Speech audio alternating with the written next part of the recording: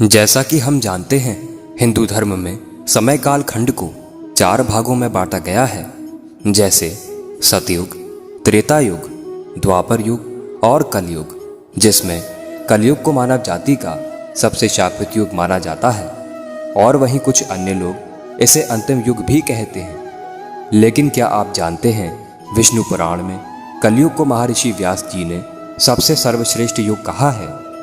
परंतु उन्होंने ऐसा क्यों कहा है और उनके ऐसा कहने के पीछे क्या तर्क है, चलिए जानते हैं आज के इस वीडियो के माध्यम से। नमस्कार दोस्तों, मेरा नाम है विजय और आप सभी का हमारे YouTube चैनल पर एक बार फिर तहे दिल से स्वागत है। तो दोस्तों, अगर आप सच में भगवान श्री कृष्ण के भक्त हैं तो वीडियो को एक लाइक कर दीजिए एवं कमेंट में एक बार लिख दीजिए जय श्री कृष्णा। दोस्तों, विष्णु पुराण के अनुसार जब एक दिन महर्षि व्यास जी गंगा में स्नान कर रहे थे, तब कुछ ऋषि मुनिगण वहां पहुंचे और उन्होंने देखा महर्षि व्यास गंगा में स्नान कर रहे हैं। तो वह लोग वहीं गंगा किनारे वृक्ष के नीचे बैठ गए। फिर कुछ समय बाद जब महर्षि व्यास जी ध्यान लगाकर खड़े हुए तो कहने लगे, युगों में सबसे सर्वश्रेष्ठ युग कलयुग है। यह कहकर महर्षि व्यास फिर से ध्यान में लग गए। युगों में सबसे श्रेष्ठ युग कलयुग सुनकर वहां पेड़ के नीचे बैठे ऋषिगण आश्चर्यचकित हो गए और वह कहने लगे, व्यास जी ऐसा क्यों कह रहे हैं?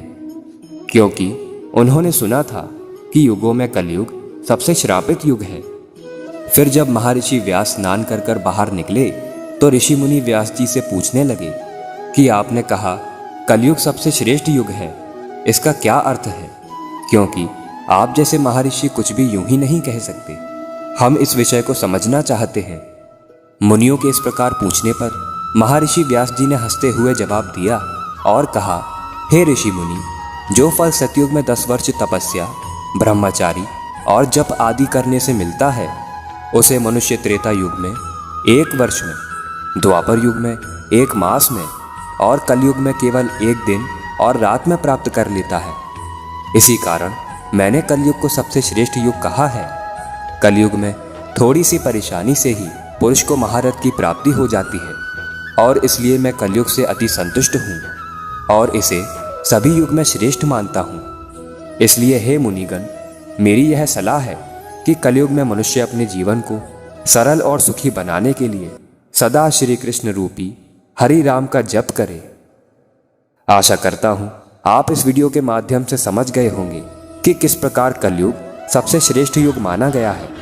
अगर वीडियो अच्छी लगी हो तो वीडियो को एक लाइक कर दीजिए एवं कमेंट में एक बार लिख दीजिए जय श्री कृष्णा।